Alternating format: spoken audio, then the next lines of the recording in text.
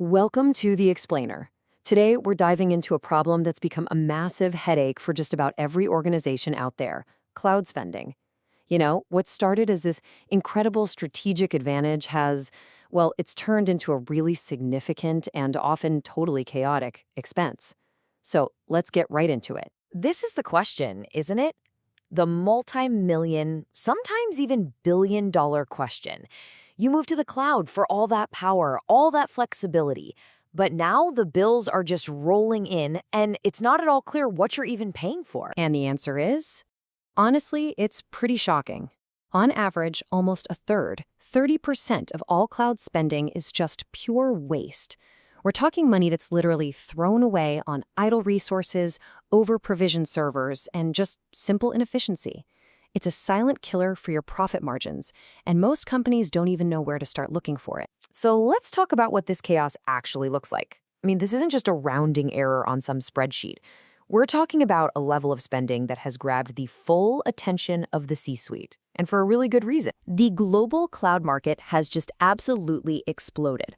We're now looking at over $600 billion a year. It's become totally fundamental to how modern businesses operate. But with that kind of scale, the potential for waste becomes absolutely astronomical. And don't think for a second this is just a big tech problem. Nope. Even smaller firms are spending over $1 million a year, while the big enterprises, they can easily top 12 million or more. At that scale, even a teeny tiny percentage of waste has a huge, huge impact on the bottom line. Okay, so why is this so dang hard to control? Why can't we just use the same old budgeting rules we've always used?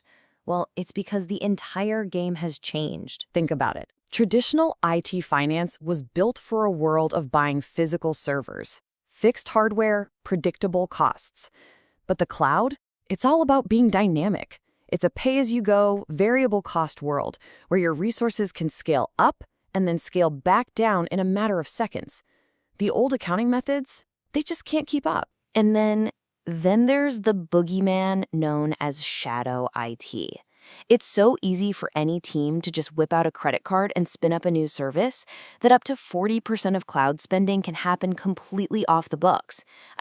Totally outside of what IT and finance can see.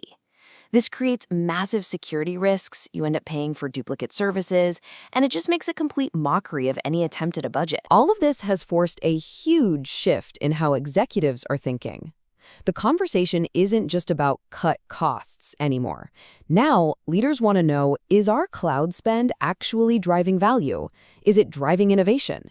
And that puts a ton of pressure on teams to connect every single dollar they spend to a real business outcome. So out of this mess, this chaos of hidden spending and intense executive pressure, a new approach has risen up.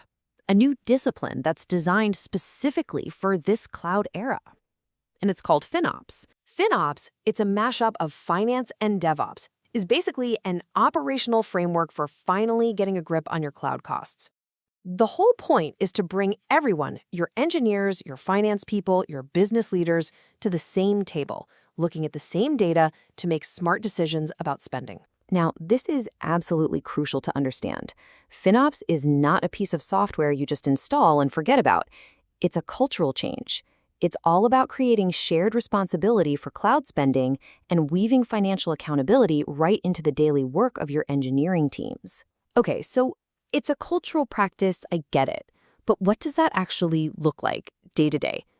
How do you really go from total chaos to being in control? Success really comes down to 3 pillars.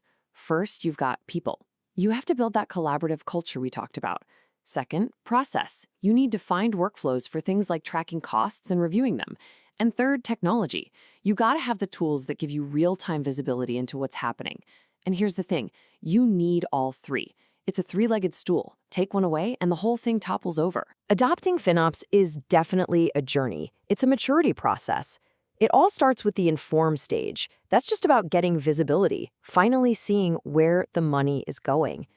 Then you move to optimize, restart analyzing everything and cutting out the waste.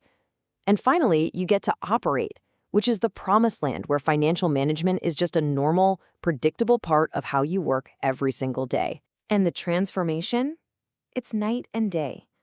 Before FinOps, it's all about surprise bills at the end of the month, teams blaming each other, and reactive, panicked budget cuts. After, you're getting proactive alerts. You have clear ownership, and you can actually track the value your cloud spend is creating. It is a fundamental shift from chaos to control. So, what's the real payoff here? What actually happens when you get this right? Well, the results are super tangible, and believe me, they go way beyond just saving a few bucks. The numbers really do speak for themselves. Most organizations see a 20 to 30% cost savings in the very first year. A huge piece of that comes from non-production stuff, your dev and test servers, where savings can hit almost 70%.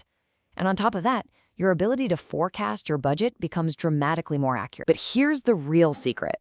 The true goal isn't just about saving money, it's about enabling innovation. FinOps gives you financial guardrails, not roadblocks. It gives your teams the confidence they need to experiment, to build, to move fast, because they know they can do it within a safe, predictable financial framework. And that really brings us to the final, critical question you should be asking yourself. I want you to take a hard look at your own cloud bills, at your own team dynamics. Is your investment in the cloud truly pushing your business forward? Or is it just creating a bigger bill and more financial uncertainty? Mastering this isn't just good accounting anymore. It's a competitive necessity. Thanks for tuning in.